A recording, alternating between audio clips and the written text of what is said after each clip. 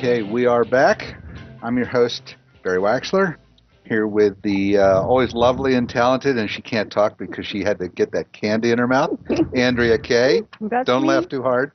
Don't laugh too hard. It's delicious. It's That's yummy. right. It's amazing how much of that stuff she consumes, and then you look at Oh, her, and yeah. there's no way, right? Yeah. Yeah. It's a gift, I must say. Can I buy your metabolism, please?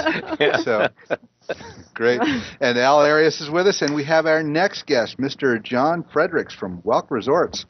Welcome, John. Thank you. Good morning, everybody, and good morning, Mr. Arias and Andrea and Barry. Thanks for having me. Great. So, Welk Resorts, I live just a mile or two south of your big resort here in Escondido for many years. Tell us a little bit about the background and where this comes from. Sure, you bet. So my grandfather started the company 50 years ago in 1964 when he bought the property in San Diego. You didn't tell me that this was your grandfather. Yeah, Wow. yeah, he's my grandfather. So, And so he started the company back then, and we're celebrating our 50th anniversary as a company. And since that time, we've grown to properties in Cabo San Lucas, Mexico, North Star, Tahoe, San Diego, Palm Desert, Branson, Missouri, with properties in Breckenridge, Colorado, and Hawaii coming online later. interesting. Oh, Interesting. heaven. What a job you have. It's a rough job. Oh, man. Okay. Is So- that how you got a little bit of the cold? I'm hearing that. Yeah, I think so. Just been traveling too much. Right. But So- so we've got over 46,000 owners today, timeshare family Wow. owners, and we've got over 1,000 timeshare units across our system. We're selling a points-based timeshare interest, so the owners can use those points at any one of our resorts any time of year. They can bank and borrow points from year to year, so it's a very flexible system, and we have very high customer and owner satisfaction. And we're on pace to do about $140 million in timeshare sales on Wow. an annual basis, and another roughly $50 million in other revenues. We're almost a $200 million company today. Okay. Wow. Tell me how many employees you have. We have about 1,600 employees across our system. Okay. The reason for that is I'm taking my hat off and tipping it to you because, anybody that can put 1,600 employees to work and help our community and our economy like that, I love it. That's one of my favorite things here. Yeah, it's a great thing, and we actually grew through the recession. So we were one of the few timeshare companies to continue to grow. A company that grew through the recession. Yeah. That's- How in the world did you do that? Yeah. Well, we continue to have access to financing because our balance sheet was so healthy. Uh-huh. And we also have just a great team, and we have a great culture at the company. So rather than seeing the recession as a reason not to perform well, we realized it was really an opportunity to say, this is here to serve us. So how can we make sure that we know how the recession will serve us, where we can modify the business, make it foundationally stronger so that we can grow. Okay. Well, for the rest of us lay people here, we only got to see Lawrence Welk on TV when we were young kids, and I shouldn't give up my age on that one, but I will. So tell us a little bit about your grandfather. Sure. Yeah, my grandfather's a great guy, loved music. He grew up on a family farm in Strasburg, North Dakota, and he made a deal with his dad because he really didn't like farming. But he made a deal with his dad that his dad would buy him an accordion, which at the time I think cost $500 back in Wow. 1917. Wow, that was some bucks. That was some Yeah. bucks back then. And but he had to agree to stay on the family farm until his 21st birthday. And then on his 21st birthday, left the family farm with a fourth grade education, speaking mostly German, and decided to form a band and entertain people, Wow. which is just amazing that he had such success given that background. It's And so- wonderful, right? That was his thing. It's wonderful. Yeah. Yeah. So my grandfather was a great guy, loved music. He enjoyed business, but that really wasn't his passion. His passion was entertaining people. Right. So he got us in the music business. We still have some record companies up in the Los Angeles area. Got us into real estate. We still have some real estate holdings. And then got us in the resort business. How did it translate from an entertainer to a resort business? What happened is back in 1964, he had been on air since 1955 as a national show, and it was one of the longest running musical variety shows on TV. Mhm. Always had very strong ratings on ABC.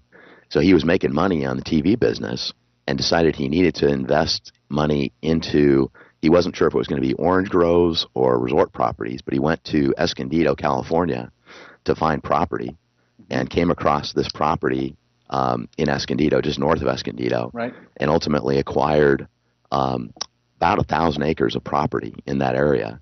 And so today we have one of our largest resorts there with over 700 timeshare units, 2 golf courses, theater, dining. We've got 5 recreation centers, water slides, splash pads. Yeah, a great theater does great performances. Yeah, great out there. theater. And, a lot of people still believe that because of the Lawrence Welk name, our company appeals to senior citizens. And the reality is our average new buyer is 47 years old, has a family. We appeal to young kids. We've got lots of activities and amenities that appeal to families as well as older folks. Yeah, and for those that want to come visit and take a look around, that's up there. It's called Hidden Meadows up there, correct? Or just over the hills, Hidden Meadows. Hidden Meadows it's actually considered part of Escondido. Okay. Yeah. I always thought that Welk Resorts and Hidden Meadows were one and the same community, but I guess not. So. Did it always start out as timeshare, or it started out as a resort and then it moved into timeshare? It actually started out, interestingly, as a mecca for Welk fans. So my grandfather developed it as a resort where people who enjoyed the show could come down and go through the Lawrence Welk Museum, go to a theater show. There was actually a movie in the theater that was the Lawrence Welk story, and that was why the theater was originally developed.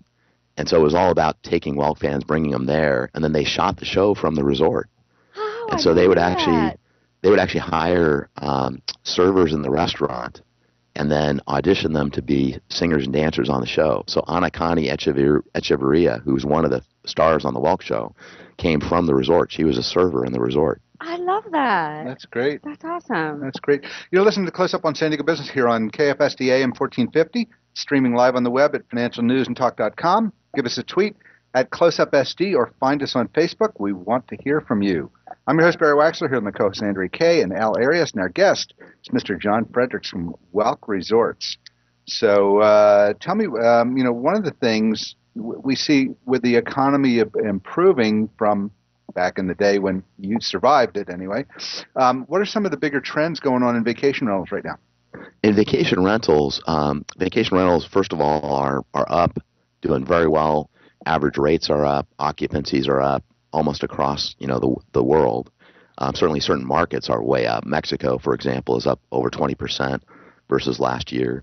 And we're seeing different types of rental going on. So Airbnb, VRBO.